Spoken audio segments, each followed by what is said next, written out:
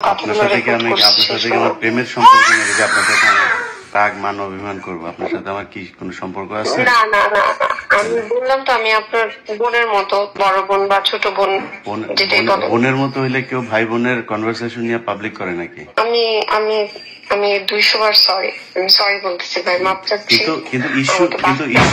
কিন্তু ইস্যু ওইটা না।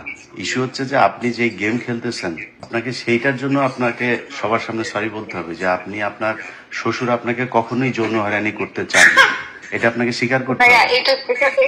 না ভাইয়া, এটা সত্যি কথা। আমি আপনার যত প্রমাণ লাগে আপনি কোনো প্রমাণই দিতে পারেন আপনি কোনো প্রমাণই দিতে পারেন যে আপনার শ্বশুর আপনাকে যৌন হয়রানি করছে, এটার কোনো প্রমাণ দিতে পারেন না। ভাই আমি আপনাকে ওয়াদা করতেছি লাজ ভাই, আমি আপনাকে ওয়াদা করতেছি আপনার সাথে এটা নিয়ে আমার সেভারাল টাইমস আপনার সাথে আমার আলাপ হয়েছে, বহুত কনভারসেশন হয়েছে। আপনাকে আমি বারবার জিজ্ঞেস করছি যে আপনি আমাকে, সে যে আপনাকে ব্যাড টাচ করছে, সে আপনাকে বাজে অডিও পাঠাইছে, বাজে কোনো কথা বলছে, বাজে টেক্সট করছে, কিছু দেন আপনি কখনই দিতে পারেন নাই।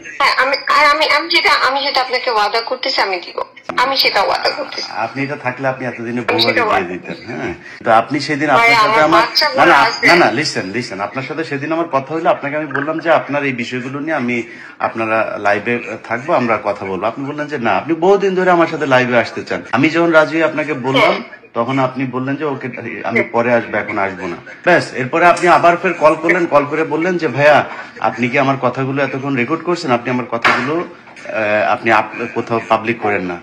আমি দলীয় ভাবে আমরা দেখছি, এটা এনসিপি এটা দেখতেছে, এনসিপি এটা করবে। তারপরে আমি কি করছি, তারপরে আমি বলছি যে ওকে ঠিক আছে। আপনি 10 মিনিটের মাথায় এটা নিয়ে আপনি এই বিভিন্ন লোকজনকে দিয়ে আসলেন যারা কিনা। এটা আমার ভুল হয়েছে, আমি মানুষের কথায় চলে আসছি। আমি আপনার কাছে হাত, আপনি মানুষের কথায় চলেন না, আপনি ডিজিএফ এর কথায় চলেন, আপনি ডিজিএফ এর কথায় চলেন।